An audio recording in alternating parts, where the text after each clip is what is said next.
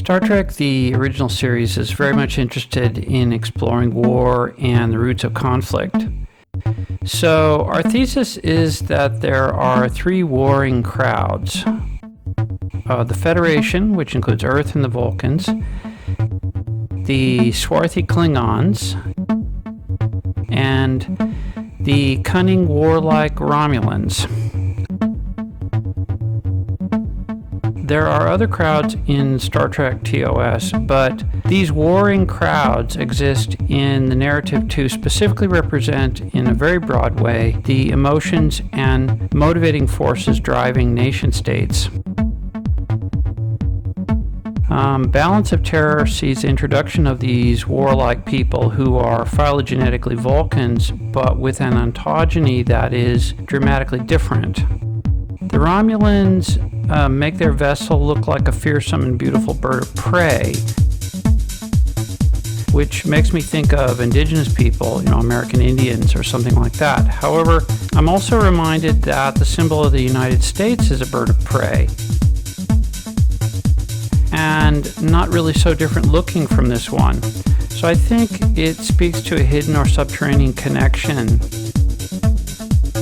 Balance of Terror is a war narrative. It has some similarities to the kind of war movie I watched over and over growing up on Saturday mornings as a kid. That exact kind of programming, the crowd going to war, the world war, the all-encompassing war, crowd going to war, no longer gets presented very often.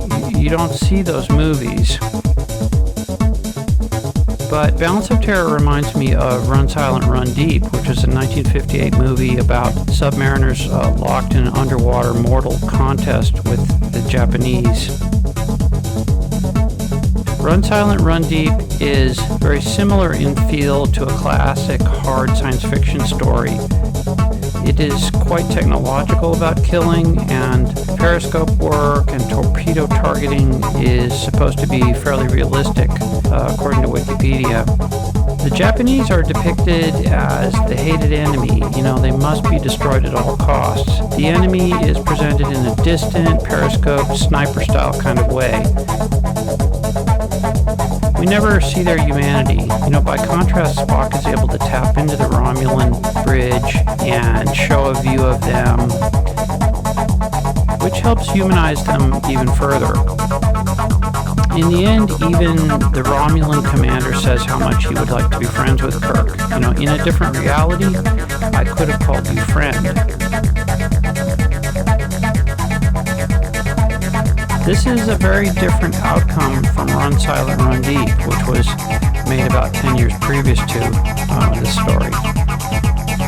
So there is potential all through this episode for rapprochement, for peace. Peace, peace, peace, peace, peace, peace, peace, peace, peace. But the Romulans aren't ready for it, and some of the Enterprise also are not ready. Peace, peace. But by the end of the episode, they are changed. So we might make an hypothesis that the Star Trek TOS warring crowds narratives are about the possibility of peace even in the midst of militarization. They buffer the emotions of the two sides.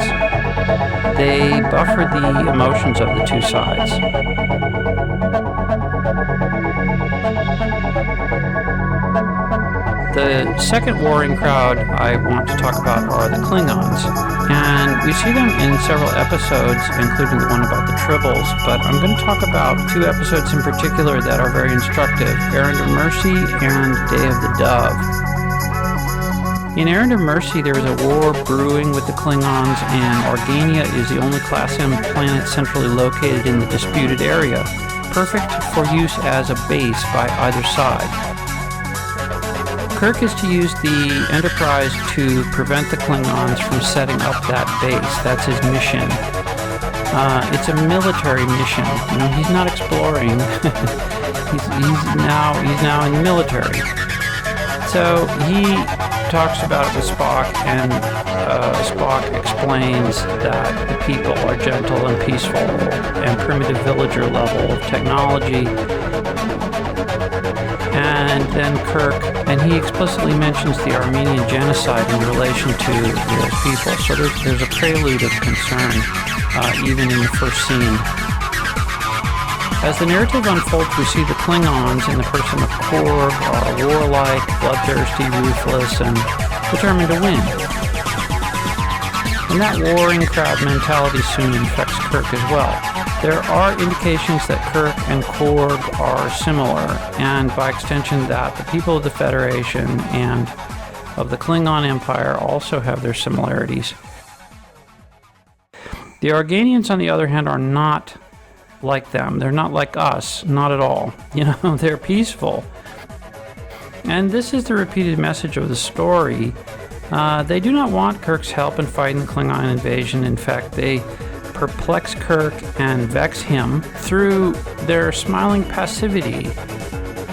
Meanwhile, the Klingons, especially Korg, are depicted as lusting for an orgy of violence and destruction. Korg is just crazy. But the Organians are advanced beings of pure energy, as Spock famously explains, and far beyond the need to kill, it seems. They're also beyond the need for technology, which is quite interesting. They find the humanoid violence and even their mere presence to be savage and primitive and repugnant to them and intensely painful.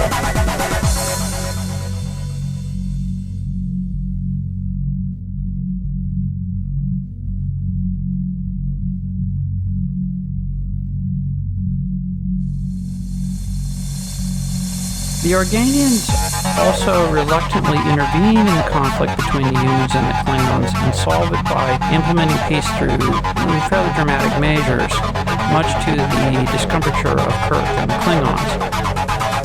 The Organian solution represents the wish that some powerful intervention would occur to stop conflict, to set things right, and just to make people behave. And it works as a story because that wish is so strong, then and even now. Even today, it would be beautiful if some powerful aliens came down and constrained certain governments, or maybe all governments, to behave. But we are probably not going to be so lucky as all that. The last episode I want to talk about here is Day of the Dove. And this story involves a creature that feeds off strong emotions, and it organizes for some Klingons and the Enterprise crew to be caught together in close quarters and to fight. When someone sustains a mortal wound, the creature just repairs them so that they can keep fighting and fighting and fighting and fighting. It's not clear how the creature manages to do what it does, but it doesn't really matter. The result is to create an almost perfect laboratory of warring crowds who, as time runs out, become more and more obsessive in their desire to fight each other. Meanwhile, the creature gains more and more power from the violence. And the solution is laughter and joy, which weakens the creature to the point that it gives up and goes away. And this story is almost an allegory, and it shows how really the Klingons and the people from the Federation are, very much alike and very similar, because they can come together at the end. So the warring crowd breaks up as soon as the urge to conflict is removed. And this is a critical observation about warring crowds and how to solve them. So the final warring crowd are the people in the Federation themselves. We see them in a lot of scenarios doing bureaucratic things. The Federation crowd actually is much more of a bureaucracy type of crowd.